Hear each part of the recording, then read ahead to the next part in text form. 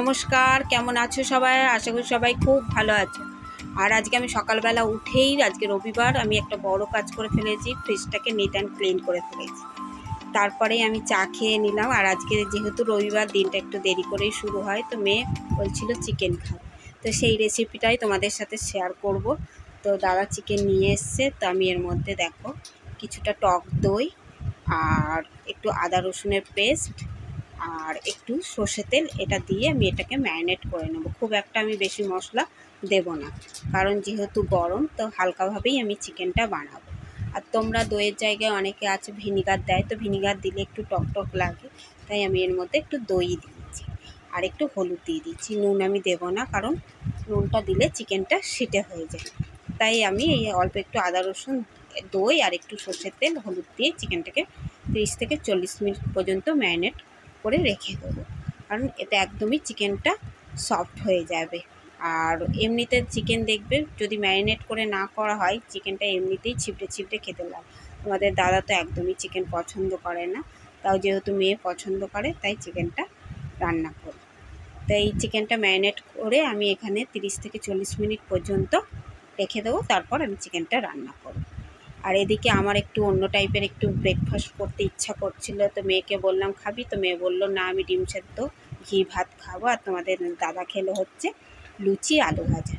তো আমি একটু ডিম টোস্ট খাবো, তো ভাবছি একটু লঙ্কা দিয়েই, পেঁয়াজ দিইনি, একটু লঙ্কা দিয়েই খাবো, কেন অন্য দিন এত তাড়াহুড়ো থাকে, একটু পছন্দ মতন কিছু খাওয়ার সময় পর্যন্ত থাকে না, তাড়াহুড়ো করে যা হোক করে রান্না করতে হয়। তো আজকে যেহেতু রবিবার, আজকে অত তাড়াহুড়ো নেই, তাই আমি ভাবলাম একটু ডিম টোস্ট খাবো। আর মেয়েও পছন্দ করে, কিন্তু এখন ডিম সেদ্ধ খাবে বলে ও বললো প্রথমে খাবে না, কিন্তু আমি জানি ও পরে ঠিক আবার এসে চাইবে, তাই আমি এখানে দুটো পাউরুটি দিয়েই এখানে আমি ডিম টোস্টটা করব। আর এছাড়া মেয়ের স্কুল থাকলেও আমি করি, কারণ ও টিফিনে নিয়ে যায়, তখন একটু খাওয়া হয়। কিন্তু এখন তো স্কুল অনেক দিন ধরেই বন্ধ, তাই জন্য আর ডিম টোস্ট সেখানে করা হয় না। তা সে যাই হোক, এখানে আমি ওই করলাম 2 পিস, জানি ও আসবে আর পরে এসে চাইবে। আর এদিকে কিন্তু আমি ডিম টোস্ট করছি, ও কিন্তু গন্ধ পেয়ে গেছে। ও, আমি বুঝতেই পারছি, আমাকে জিজ্ঞাসা করছে যে তুমি কি বানাচ্ছ, তা আমি হচ্ছে ডিম টোস্ট। তো ওর বাবা বলছে তোকে খেতে হবে না, তুই ডিম সেদ্ধ খেয়েছিস, কিন্তু আমি বললাম না, থাক, ও এসে খাবে। তো এদিকে আমার ডিম টোস্টের প্রতি কিন্তু আমার একটা আলাদাই ভালোবাসা আছে। মানে আমি বাইরেও আগে খুব ডিম টোস্ট খেতাম, কিন্তু এখন খাই না, যেহেতু বাড়িতেই বানিয়ে খেয়ে নিই। তা এখানে দেখো হয়ে গেছে, আমার ডিম টোস্টটা রেডি হয়ে গেছে। এটা কিন্তু খেতেও খুব ভালো হয়েছিল। তো মেয়ে 1 পিস আর আমি 1 পিস খেলাম। তো এখানে খাওয়া দাওয়ার পর এবার আমি চলে এসেছি, এখানে চিকেনটা রান্না করে নেব। তো আমি আলুগুলো ভেজে নিচ্ছি এখানে একটু নুন হলুদ দিয়ে। তো অনেকে আছে আলুগুলো ভেজে নেয় না, একেবারে এটাকে অনেক সময় কষার সময় দিয়ে দেয়, কিন্তু কষার সময় দিলে কিন্তু আলুটা কেমন একটা বেস্বাদ বেস্বাদ খেতে হয়। তা আমি এখানে একটু নুন হলুদ দিয়ে আলুটা ভেজে নেব। তোমরাও যখন করবে আলুটা কিন্তু ভেজে নেবে, এতে আলুটা খেতেও ভালো লাগে। তো বেশিক্ষণ আমি এর মধ্যে এটা ভাজবো না, একটুখানি লালচে ভাব হলেই আলুটা তুলে নেব। আর চিকেন কারি করলে তো আমি আলু দিই না, যেহেতু এটা রুটি বা পরোটার সাথে চলে। যেহেতু আজকে এটা পাতলা করে আমি করব, সিম্পলভাবে করব ভাতের সাথে, তাই আমি একটু এর মধ্যে আলু দিয়েছি। আর এখানে দেখো 3-4 চামচ মতন তেল এর মধ্যে দিয়ে দিচ্ছি, আর একটা তেজপাতা। তো আমি গোটা গরম মশলা এর মধ্যে দিয়ে নিই, একদমই সিম্পল করব। তো আর এর মধ্যে দিয়ে দিচ্ছি আমি কিছুটা পেঁয়াজ কুচুনো, আর কিছুটা আমি পেঁয়াজ পেস্ট করে রেখেছি, ওটা আমি পরে দেবো। কারণ তোমরা এই মাংস মাটনে যদি একটু পেঁয়াজ পেস্ট দাও না, গ্রেভিটা কিন্তু একটু গাঢ় টাইপের হয়, দেখবে ওতে গ্রেভিটা পাতলা হয় না। তো আমি একটু পেঁয়াজ পেস্টটা রেখে দিয়েছি, তো পেঁয়াজ পেস্টটা আমি দেবো। এইটা একটু ভাজা হয়ে গেলে এর মধ্যে এবার আমি এইটা পেঁয়াজ পেস্টটা দিয়ে দেবো, কারণ এটা মশলার সাথে আবার পেঁয়াজ পেস্টটা দিলে তখন কিন্তু একটা কাঁচা গন্ধ বেরোয়। তাই আমি পেঁয়াজের পেস্টটা এই কাঁচা পেঁয়াজের সাথেই আমি ভেজে নিলাম, এতে কিন্তু গন্ধটা চলে যাবে। তারপর এর মধ্যে আমি একে একে মশলা অ্যাড করব। কিছুটা ভাজা হয়ে গেলে, গন্ধটা চলে গেলে এর মধ্যে আমি একে একে মশলা অ্যাড করব।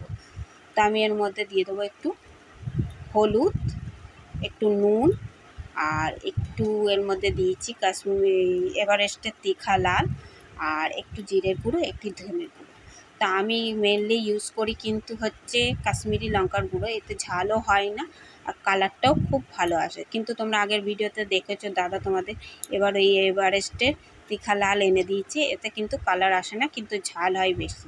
তো তাই আমি একটু অল্প করেই দিলাম, কারণ মেয়ে ঝাল একদমই খেতে পারে না।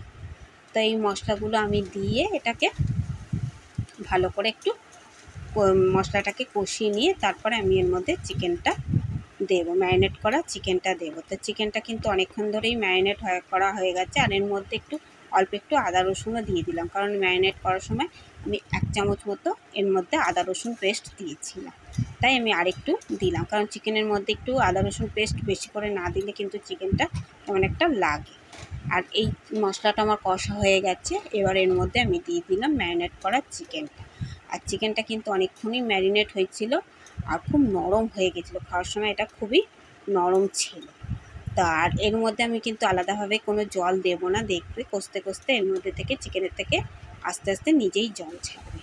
এই দেখো চিকেন থেকে জল ছেড়েছে, আমি কিন্তু এর মধ্যে কোনো রকমই জল দিইনি।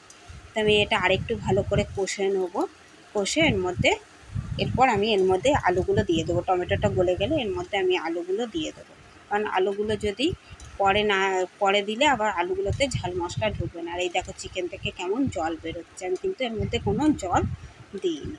তো এই আলুগুলো দিয়ে এবার আমি চিকেনটাকে আরেকটু কষে নেবো। আর এখানে দেখো আমার একদমই চিকেনটা কষা হয়ে গেছে। তো এর মধ্যে আমি দিয়ে দেবো একটু গরম জল, কারণ কাঁচা জলের থেকে গরম জল দেওয়াটাই ভালো। আর এখানে আর বেশিক্ষণ লাগবে না, কষতে কষতেই চিকেনটা এতটাই সফট হয়ে গেছিলো যে হাড় থেকে ছেড়ে যাচ্ছিলো। তো আমি অল্প একটুই জল দিলাম, কারণ 10 মিনিটের মধ্যেই চিকেনটা হয়ে যাবে। তাই দেখো এখানে আমি অল্পই জল দিয়েছি। আর এই দেখো আমার চিকেন এখানে মোটামুটি এখানে রেডি হয়ে গেছে। তো এই ঝোলটাই রাখবো, কারণ এর থেকে আরেকটু কম হলে একেবারেই শুকনো হয়ে যাবে। তো আমি এরকমই নামাবো, তাও আরেকটু টেনে নেবে। তো এর মধ্যে আমি এরপর একটু দিয়ে দেবো হচ্ছে গরম মশলা। আর চিকেনে কিন্তু খেতে কিন্তু খুব সুন্দর হয়েছিল, কিন্তু সেভাবে চিকেনের যেহেতু আমি কাশ্মীরি মির্চ দিইনি, তাই জন্য চিকেনের কালারটা অতটা আসেনি, কিন্তু খেতে কিন্তু খুবই সুন্দর হয়েছিল। তোমরা কিন্তু এভাবে বানিয়ে খেয়ে দেখতে পারো, চিকেনটা খেতে খুবই ভালো লাগে। তা আমার দুপুরে এই দেখো চিকেন থালি রেডি হয়ে গেছে। এই যে চিকেন, আর এখানে একটু শসা নিয়ে নিয়েছি, পেঁয়াজ নিয়ে নিয়েছি, আর একটু আমি আমের চাটনি করেছিলাম, সেটা আর নেওয়া হয়নি।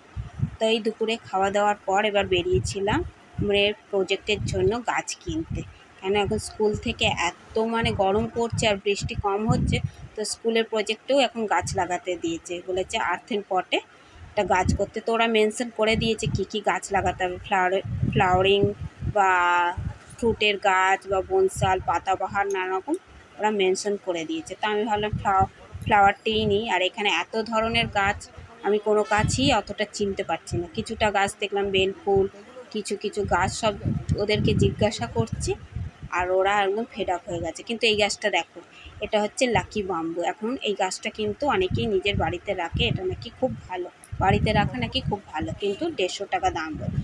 আর এখানে মানুষ গাছ কেটে ফেলছে, আর যখন কিনতে আসছি কি গাছের দাম 500, 350, আর এদিকে মানুষ অবাধে গাছ কেটে ফেলছে। আর কিনতে এখন যখন দেখছে গরম পড়ছে, যখন মানুষের এখন গাছ লাগানোর কথা, তো এখন গাছের দাম। তো যাই হোক, আমার এখানে গাছ নেওয়া হয়ে গেছে, একটা থোক টগর নিলাম আর কিছুটা সার নিলাম। তো গাছ কেনা হয়েও গেছে, আর আমার ভিডিওটাও এখানে শেষ করলাম। তো তোমাদের কেমন লাগলো অবশ্যই কমেন্টে জানাবে, আর ভালো লাগলে একটা লাইক আর শেয়ার করে দেবে।